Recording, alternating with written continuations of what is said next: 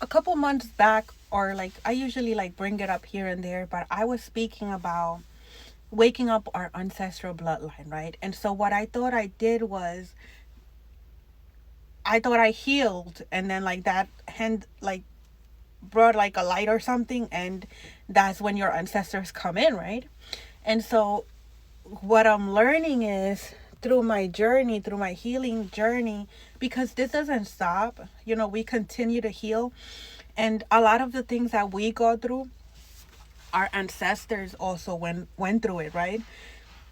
And some of them weren't like smart enough or like strong enough to be able to survive the things that we go through, right? And so their lives were taken before it was their time, and or they took their lives, right? Because we're not just talking about like our ancestors from now. We're talking about like time and time and time and time ago, and until leading to us now, right? So you could think about all the things that have happened in history from there till now, right? So because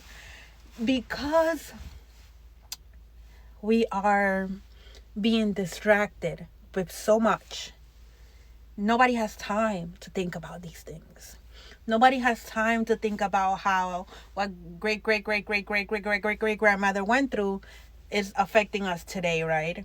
And how that has been passed down the bloodline, and nobody has been able to heal it, and how that affects us today because of that's not what we're being taught. Nobody is teaching us that. Nobody is bringing it up to our attention.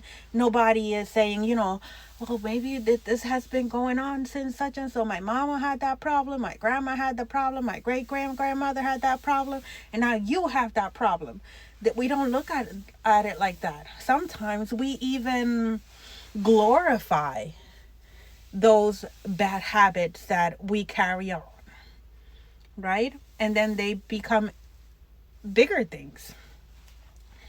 And so when I started healing that, I woke up my ancestral bloodline. I thought I just woke up my ancestral bloodline. I'm like, I woke up my ancestral bloodline because I healed my wounds, or most of them at that time, or the ones I thought I had at that time.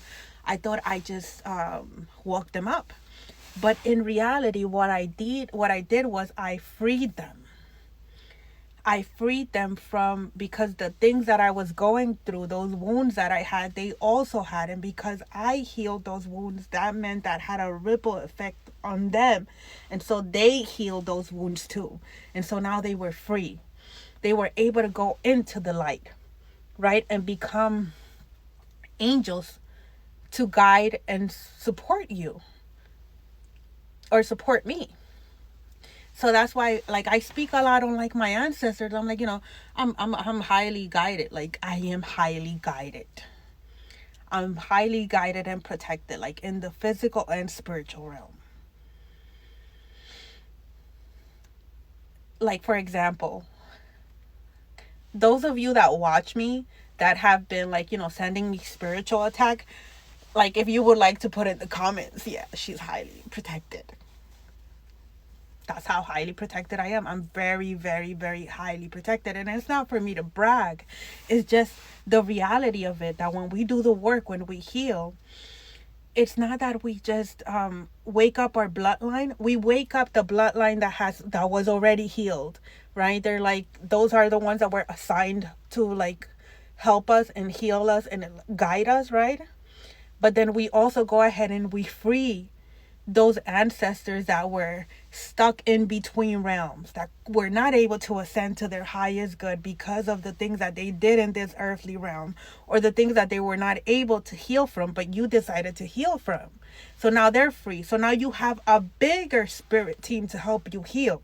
And for those of us that know about the spiritual realm and about spiritual warfare, we understand how important it is to have our ancestors with us, how important it is to free our bloodline. Why? Because our children's children won't have to go through the things that we went through. And so now when people are reincarnated, they're not reincarnating to this diabolical stuff that we went through. I mean, like, I get really excited about this because this is the reality of things. These are the things that we're supposed to be worried about and concerned about, but nobody's teaching us. Okay. Well, the point being is that when we heal, when we choose to not engage and repeat the same patterns that our grandmama did, we go ahead and we have a ripple effect in our bloodline. And we end up freeing our people. The ones that passed away and the ones that are still living.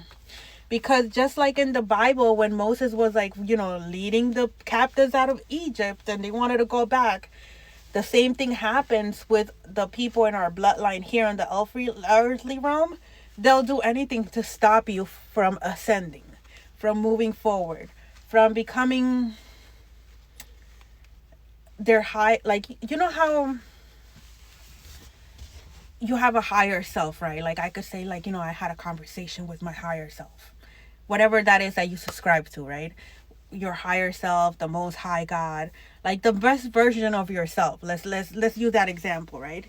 So when you are breaking generational curses and you're healing and you're going against the grain with your bloodline, right? And you're the only one that's doing the healing work, these people are going to look at you in a way that it's like you represent everything that they're not. Everything that they were not able to become. And when I speak about that, I don't speak about money or financial gains or material gains, right? You could be the person that has less than all of them. You'll have the worst car. You'll have the uglier house, the uglier clothes, all the material things that like they want, like they have all of that. But there's something inside of you that they don't have. It's called kindness, morals, integrity, self-respect, right? So because God, so because they don't have that, it's like you're spitting on their face because you became everything that they couldn't become.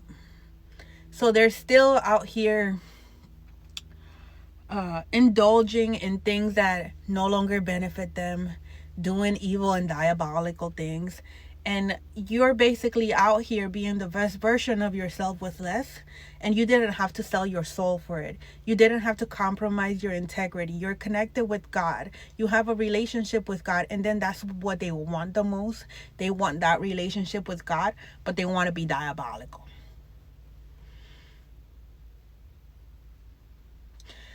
Well, I lost train of track. I forgot where I was going with this. The point being is that usually when you're healing, when you're going against the grain, and usually there's like one person in the bloodline that is the one that's designed, like literally created to come in and disrupt the process. Like, no, we're not doing that. Like the matriarch or of the family, right? They tend to want to destroy you because you're everything that they're not. And so that's why it's important that you go ahead and you detach from the programming, such as like the titles, because that's not going to help you get anywhere. Because you came in with a mission, you came in with a purpose, and your ancestors, they made a lot of sacrifices for you to be in the position that you're in. So they're not going to let you just ruin it. They're going to give you the protection and the guidance that you need, but you're going to have to pick up your wounds, go heal, and walk. And then some of us are led to teach. And so like for me, I love teaching, and like I have a lot to learn and things like that. But like based on what I've gone through, I love being able to speak about it because I know that other people at some point are going to get through it. So even if right now they're not seeing, like it's not assimilating with anybody, later on in the future, I know God is going to use this for the greater men of good, and that really helps me. It also helps me heal because I love speaking.